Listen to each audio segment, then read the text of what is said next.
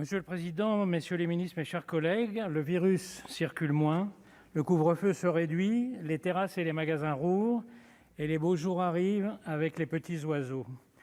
On pourrait s'attendre à ce que tout le monde se réjouisse, mais ce n'est pas du tout l'impression que l'on retire de la lecture de ce texte il y a 8 jours à l'Assemblée et de certains discours ici même. Un concert de lamentations et de critiques.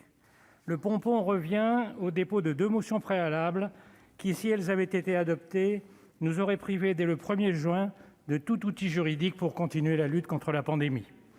Il faut donc une fois de plus s'opposer aux producteurs de fake news, dont nous venons d'avoir une démonstration à l'instant, et d'abord à l'intox sur le pass sanitaire, qui a si bien réussi que les Français se demandent s'il ne va pas attenter aux libertés ou entraîner des discriminations entre vaccinés et non vaccinés.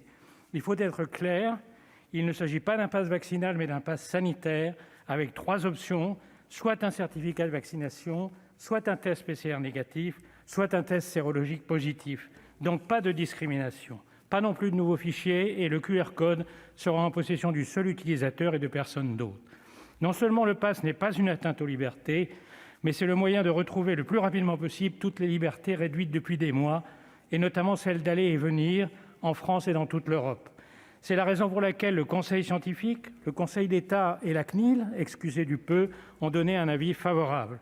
Monsieur le ministre, je n'ai qu'un seul conseil à vous donner : accélérez sa mise en place, travaillez avec tous nos partenaires européens, car l'urgence, et les Français l'ont très bien compris, est de retrouver le plus vite possible nos habitudes, notre mode de vie et notre croissance, qui sont nos vraies libertés.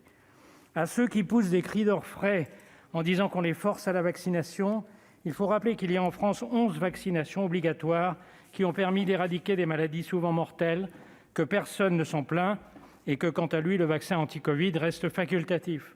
À ceux qui hurlent à la confiscation de leurs données de santé, il faut rappeler qu'il y a en France 24 maladies à déclaration obligatoire, que ça n'a jamais gêné personne et que personne ne le propose pour le Covid.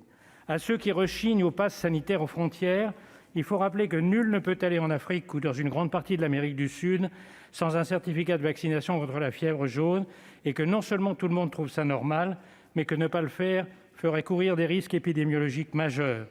Mais pour le Covid, la moindre mesure est dénoncée par les offusqués professionnels à grand renfort de réseaux antisociaux comme un crime contre les libertés. Nous vivons dans un monde en train de perdre tout bon sens.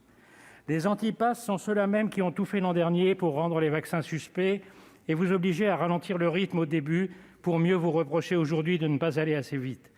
Écoutez le grand pro Dupont-Aignan, en décembre, diffuser la peur sur le Pfizer en disant que les Français vont être, je cite, « des souris de laboratoire ».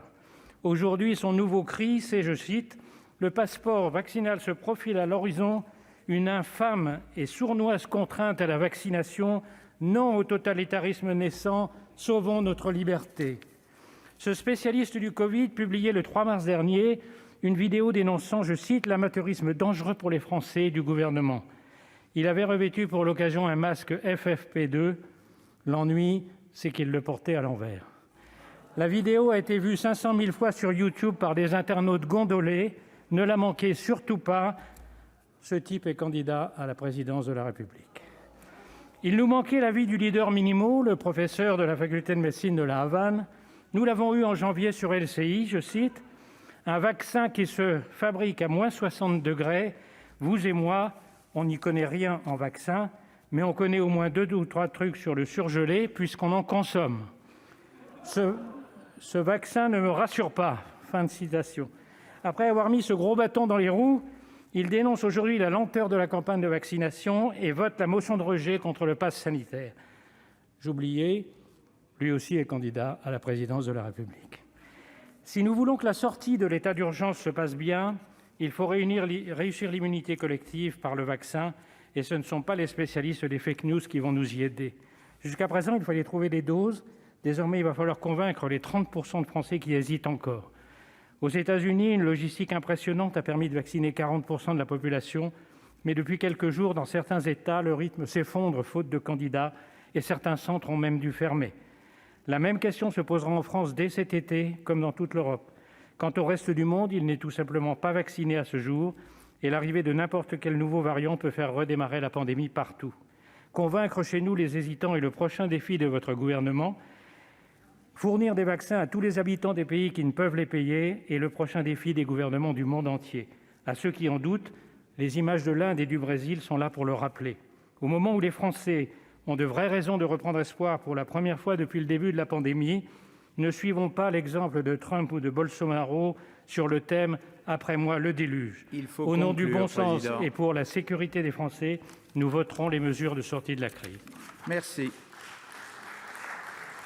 La parole est maintenant à Mme Esther Benbassa.